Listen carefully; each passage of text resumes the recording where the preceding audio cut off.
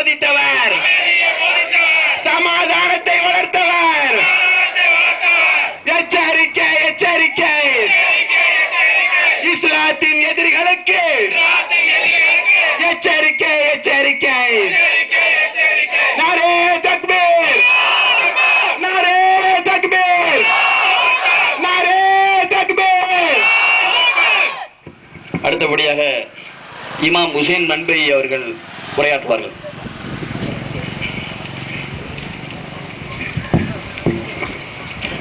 எல்லா புகழும் ஏக இறைவனாகி அல்லாஹ் ஒருவனுக்கு. இறைவனுடைய சாந்தியும் சமாதானமும் இங்கே குழுமி இருக்கக்கூடிய எல்லா சகோதரர்கள் மீது உண்டாகட்டும் என்று பிரார்த்தித்தவாறு என்னுடைய கண்டனை உரையை ஆரம்பம் செய்கின்றேன்.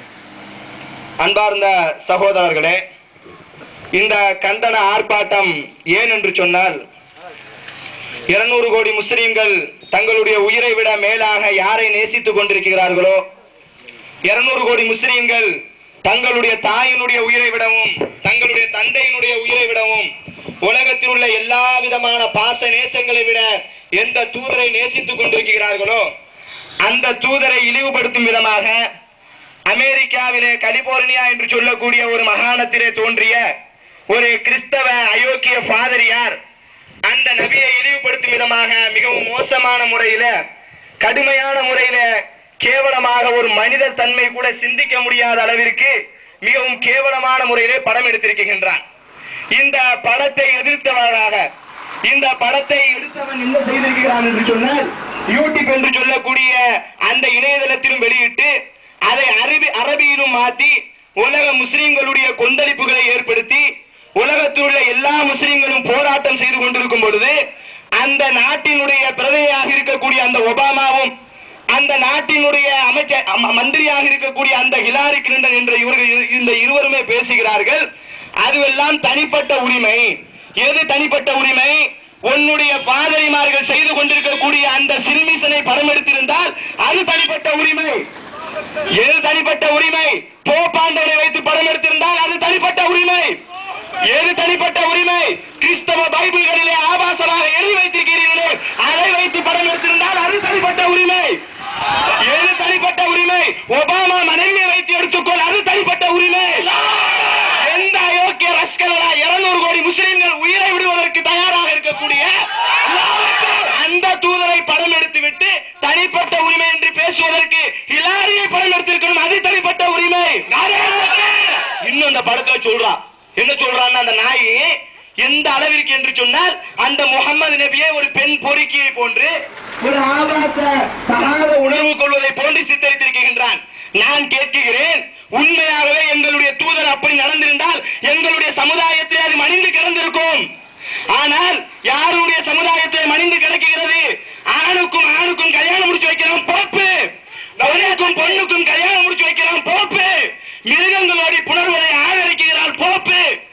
இன்னும் சொல்ல வேண்டும் என்று சொன்னால், ஓமண்டாட்டி அவன் இருக்கிறான், அவன் மொண்டாட்டியை நீ இருக்கிறாய்.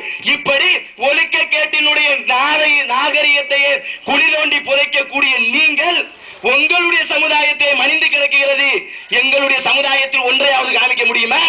சவுதி அரேபியாவில் நிர்வாண டான்ஸை காமிக்க முடியுமா? சவுதி அரேபியாவில் ஆணுக்கும் பொண்ணுக்கும் ஆணுக்கும் திருமணத்தை காமிக்க முடியுமா? அல்லது எவன் பொண்டாட்டியாச்சு மற்றவன் பொண்டாட்டியை பார்க்கிறதையே, அந்நிய பெண்ணை பார்ப்பதையே ஹராமாகி ஆக்கிய தூதரடா எங்களுடைய தூதர் ரசூலுல்லாஹ்.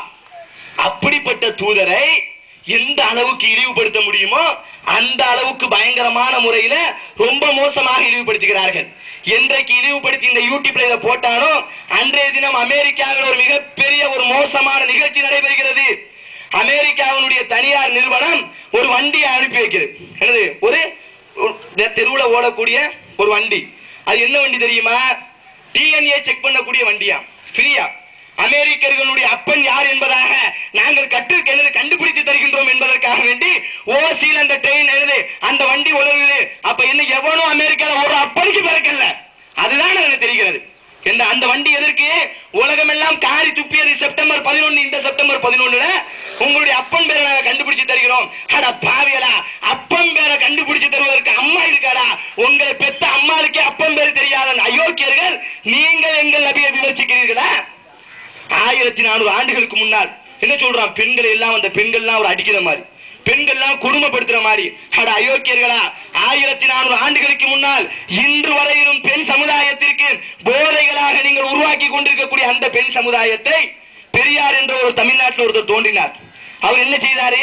பெண் சமுதாயத்திற்காக வேண்டி, விடுதலைக்காக வேண்டி பாடுபட்டார். அவர் பாடுபட்ட ஒன்று தான் பாடுபட்டார். என்ன தெரியுமா? பெண்களுக்கு பொருளாதார உரிமை கொடுக்க வேண்டும். ஒரு பெண் கேட்கிறார் பெரியார் இடத்திலே, பெரியார் அவர்களே, இந்த பெண்களுக்கு பொருளாதார உரிமைக்காக வேண்டி மாத்திரம் நீங்கள் பாடுபடுகிறீர்களே என்று கேட்கும் பொழுது பெரியார் சொன்னார், இந்த ஒரு உரிமை பெண்களுக்கு கிடைத்து விட்டால் போதும், முழு உரிமையும் கிடைத்துவிடும். இந்த உரிமையை 1400 ஆண்டுகளுக்கு முன்னால் பெண் சமுதாயத்துக்கு என்னுடைய தூதர் கொடுத்தார். இன்றைக்கு வரை கூட எத்தனையோ நாடுகளில் கொடுக்கப்படாத உரிமைகள். உங்களுடைய பெண்களிடத்திலே சிறந்தவர் தான் அல்லாஹ்விடத்திலே சிறந்தவர் என்று மாபெரும் உண்மையை இந்த சமுதாயத்திலே பெண் சமுதாயம் பண்ட பாத்திரங்களை போன்று புழங்கப்பட்ட அந்த காலகட்டத்திலே சொன்னவர் என்னுடைய தூதர். இன்னும் சொல்றான் அந்த படத்துல என்ன சொல்கிறான் என்று சொன்னால், முகம்மது தான் ஃபர்ஸ்ட் டெரரிஸ்ட் இந்த உலகத்திலேயே. அட பாவி, உலகத்திலேயே அயோக்கியர்களாக உன்னுடைய வரலாறு முழுவதுமே தீவிரவாதத்தால் உருவாகி இருக்கிறாய். போர்க்களத்திலே பெண்களை கொல்லக்கூடாது, போர்க்களத்திலே மரத்தை கூட வெட்டக்கூடாது, போர்க்களத்திலே சிறுவர்களை கொல்லக்கூடாது, போர்க்களத்திலே பாதைமார்களை கொல்லக்கூடாது என்று போர்க்களத்திற்கு இலக்கணம் வகித்த அந்த தூதரை இவன் இன்னைக்கு லட்சக்கணக்கான குழந்தைகளையும் பெண்களையும் இன்றைக்கு குண்டுகளை போட்டு கொண்டு கொண்டிருக்கக்கூடிய இவன் சொல்கின்றான் முகம்மது தான் உலகத்தினுடைய முதல் டெரரிஸ்ட் என்பதாக அந்த படத்தின் மூலமாக இவன் என்ன செய்கின்றான்? இந்த முஸ்லிம் உலக மக்களுக்கு காமித்திருக்கின்றான்.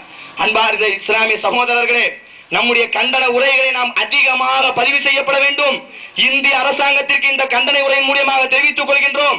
முதலிலே இந்தியா அந்த படத்தை இந்தியாவினுடைய யூடியூபிலே தடை செய்ய வேண்டும். அதை தடை செய்யாமல் நீ எந்த ராணுவத்தை கொண்டு வந்தாலும் சரி, எந்த போலீஸ்களை நிப்பாட்டினாலும் சரி, எங்களுடைய ஆர்ப்பாட்டம் மீண்டும் மீண்டும் தொடரும். அதுல எந்தவித மாற்றமும் கிடையாது. உயிரை கொடுக்கக்கூடிய கூட்டம் தூதருக்காக வேண்டி. அதே சமயத்தில் நாங்கள் பேசக்கூடிய இந்த கண்டன ஆர்ப்பாட்டங்களை அமெரிக்காவுக்கு நீ பதிவு செய்ய வேண்டும். அமெரிக்காவே, உலக வரைபடத்திலே உன்னுடைய நாடு இருக்க வேண்டும் என்று சொன்னால், உலக வரைபடத்திலே இஸ்ரேல் என்ற நாடு இருக்க வேண்டும் என்று சொன்னால், கூடிய சீக்கிரத்திலே யூடியூபில் இருந்து அந்த படத்தை எடுத்துக்கொள். அதை எடுக்க நீ மறுத்தால் கூடிய சீக்கிரத்திலே பார்த்துக்கொள். இங்கே எங்களுக்கு 1000 கொள்கை வேறுபாடுகள் இருக்கலாம், எங்களுக்கு மத்தியிலே கொள்கையிலே கருத்து வேறுபாடுகள் இருக்கலாம். ஆனால் எங்கள் தூதர் என்று வரும் பொழுது ஒன்றாக சேர்ந்து கருத்தை அனுமதிப்போம். அதில் எந்தவித மாற்று கருத்துக்கும் இடம் கிடையாது. எங்களுக்குள்ள 1000 கருத்து வேறுபாடுகள், அதை தூக்கி மறந்துட்டு எங்க தூதர் என்று வந்தவுடன் எப்படிப்பட்ட கூட்டம் பார்த்துக்கோ. இந்த கூட்டம் காசுக்காக வேண்டி கூடிய கூட்டம் கிடையாது, பதவிக்காக வேண்டி கூட்டம் கூடிய கிடையாது, கட்சியை வளர்ப்பதற்கு கூடிய கூட்டம் கிடையாது. அமெரிக்க நாடு அமெரிக்காவிலே ஏற்படுத்திய அந்த சாம் பைசலை உலக நீதிமன்றத்திலே தூக்கு போட வேண்டும் என்பதற்காக வேண்டி கூடிய கூட்டம். இன்னும் அமெரிக்காவுக்கு சொல்லிக் கொள்கின்றோம், ஒரு ஒசாமா பின் லாடனை பிடிப்பதாக நாடகம் ஆடுவதற்குள்ளாகவே உன்னுடைய ஆண்மை செத்து விட்டது. பிடிக்கல, ஒசாமா பின் லாடனை கொல்லல்ல, அப்படி நாடகம் ஆடுவதற்குள்ளாகவே உன்னுடைய ஆண்மை செத்து விட்டது. அந்த யூடியூபிலே அந்த படத்தை எடுக்காமல் நீ வைத்திருந்தால் அதை பார்த்து ஒவ்வொரு நாளும் பல லட்சக்கணக்கான உசாமாக்கள் உருவாகுவார்கள். உன்னுடைய நாடு இடம் தெரியாமல் அழிக்கப்படும். காலம் வெகு தூரத்திலே இல்லை.